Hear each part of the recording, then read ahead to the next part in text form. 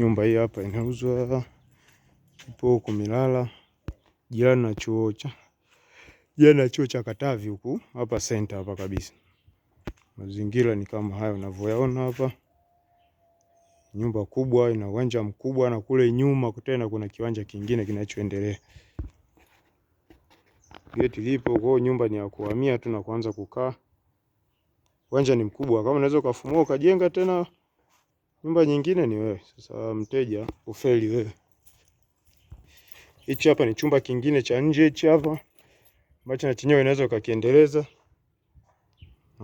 Hichi hapa singi lake haya. Hii ndio nyumba yetu hapa.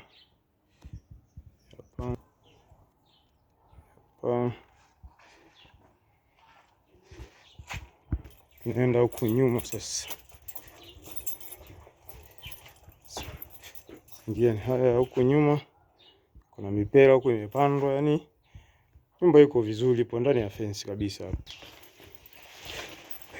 Iko ndani ya fence. Paving hizi hapa. Kila kitu kipo sawa. Kila kitu kipo sawa. Ndio fence yake hii. Ya mbele ya. Ya nyumba hii.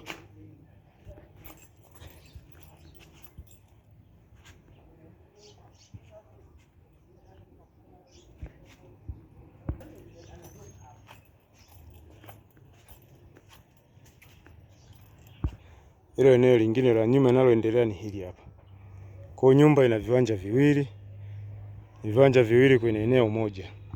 Hapa zingira yake hapa. Hii ni single zipo 3 zimejengwa hazijaisha bado. Uwanja wake ni huu hapa. Uwanja ni huu. Huduma za kijamii zote zipo. Zingira ni haya. Hichi ni kiwanja cha hii nyumba. Kwa nyumba inaunganika hapo. Viwanja ni viwili kwenye eneo moja. Unaona?